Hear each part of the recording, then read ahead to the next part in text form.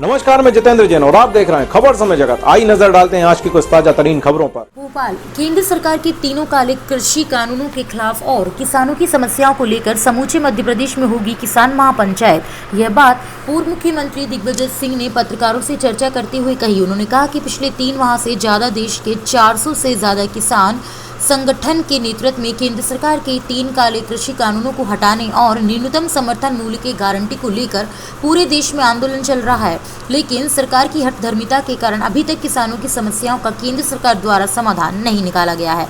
जबकि कड़कड़ाती ठंड में अब तक 200 से ज्यादा किसान अपने प्राणों की आहुति दे चुके हैं। लाखों की संख्या में बच्चों से लेकर बुजुर्ग तक कड़कड़ाती ठंड और अब गर्मी में सरकार से अपनी मांगों को लेकर गुहार लगा रहे हैं। आज सरकार को सोचना चाहिए कि किसानों की फसल पककर खेतों में तैयार है, किसान को खेत में होना चाहिए। उसके विपरीत किसान खेत खलियान छोड़कर अपनी जायज मांगों को लेकर सड़क पर धरने पर बैठे हैं, लेकिन सरकार के कानों में जूं तक नहीं रह रहा है। मध्य प्रदेश के किसान संगठन और किसान हितैषी राजनीतिक पार्टियों के प्रतिनिधि मिलकर इन 3 कानूनों की सच्चाई बताने, भ्रम दूर करने और जन जागरण के लिए किसानों से सीधा संवाद करने के लिए मध्य प्रदेश के किसान ग्रामीण इलाकों में किसान महापंचायतों का आयोजन करेंगे और मध्य प्रदेश से देश में चल रहे किसान आंदोलन को मजबूती प्रदान करेंगे। किसान महापंचायतों का सीधा उद्देश्य किसानों की बात किसानों के बीच में करना और किसान आंदोलन और गांव के बीच में एक समन्वय स्थापित करना है, ताकि देश के किसान नेताओं की बात हमारे गांव के किसानों तक पहुंच सके। इन किसान महापंचायतों से मध्य प्रदेश के किसान अपने भविष्य का रास्ता तय करेंगे। किसानों के मामले में और ग्रामीण क्षेत्र में बेहद जाने माने पत्रकार हैं, जिनका कि नाम का उल्लेख सीजेआई बोबडे साहब ने कहा था कि ऐसे लोगों को उसमें कमेटी में रखना चाहिए, लेकिन दुर्भाग्य से बोबडे साहब ने जब कमेटी बनाई तो पी साइनाथ को ही नहीं रखा उन्होंने। तो खैर उनका मेरे पास संदेश आया था, कुछ सुझाव उन्होंने दिए हैं और जो मैंने कांग्रेस प्रेसिडेंट महोदया को भेजा है और उन्होंने निर्देश दिया है कि जयराम रमेश जी और हम लोग बैठकर उसका जो उन्होंने सुझाव दिए हैं उसको हम लोग उस लागू करेंगे। उसमें मुख्य बात यह है कि जहां कांग्रेस शासित राज्य है वहां हम लोग किसानों के हालात पर चर्चा करने का सत्र अलग से बुलाया जाए।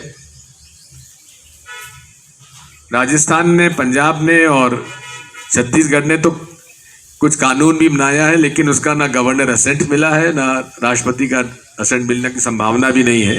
खैर मंशा हमारी है, हम लोग चाहेंगे कि उसमें विशेष तौर पर कांग्रेस शासित राज्यों में किसानों के विषय पर लेकर सत्र बुलाया जाए और असेंबली में स्टैंडिंग कमेटी का गठन किया जाए जो कि पब्लिक हियरिंग करें और पब्लिक हियरिंग के बाद अलग अलग क्षेत्रों में, अब जैसे मध्य प्रदेश बड़ा राज्य है, राजस्थान बड़ा राज्य है, हर क्षेत्र का एग्रो क्लाइमेटिक जोन की अलग समस्या होती है।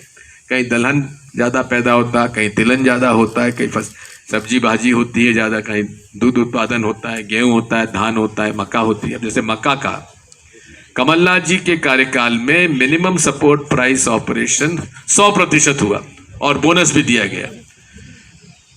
मक्का पिछले 2 क्षेत्रों में, महाकौशल के आदिवासी क्षेत्रों में, हमारे इंदौर संभाग के भी आदिवासी क्षेत्रों में मक्का बड़ी मेजर क्रॉप हो गई है।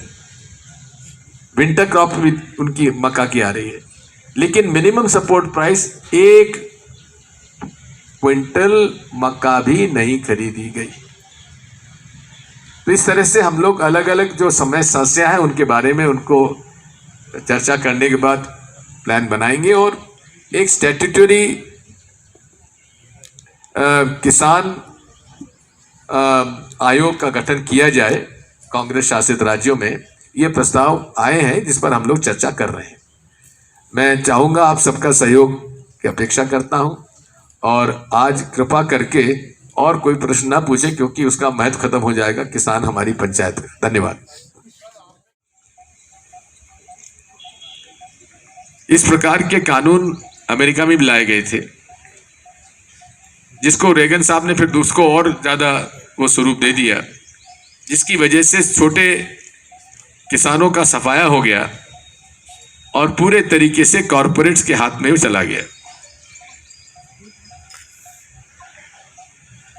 अमेरिका में कोई भी उपभोक्ता $1 अगर अपने खाद्यान्न पर खर्च करता है तो उसका केवल 8% किसान को जाता है। वहीं अमूल का हमारा जो मॉडल है सहकारिता का, उसमें 70% गोज टू द फार्मर। 70% जो है मिल्क प्रोड्यूसर को जाता है, 30% ही प्रोसेसर के पास जाता है।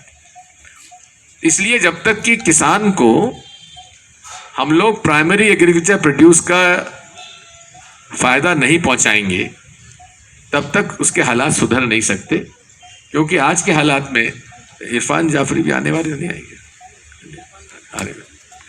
तो इसलिए हम लोगों ने ये तय किया है कि 4, 5, 6 3 दिन लगातार हमारे महापंचायत होगी। तिवारी जी आइए, बैठिए, आइए।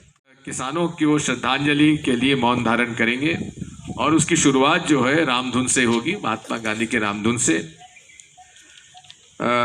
माला आतिशबाजी वगैरह कुछ नहीं होगी। किसान हम लोग सब जाजम दरी नीचे बिठा के लगा के बैठेंगे और ये भी अपेक्षा करेंगे भाई अपने बैठने का इंतजाम भी खुद करके ले आओ, दरी वगैरह अपने साथ ले आओ। टेंट का उपयोग नहीं किया जाएगा। किसान स्वयं अपने समूह के अपने साधनों से आए।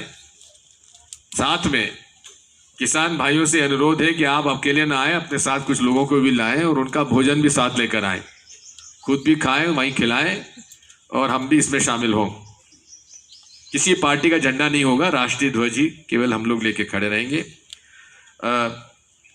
इस प्रकार से हम सब लोग पूरे तरीके से अराजनैतिक ढंग से केवल शुद्ध रूप से किसानों के हित में काम करेंगे। भोपाल से खबर समय जगत के लिए संवाददाता शक्ति भारती की report. For latest news, subscribe to our channel and press the bell icon.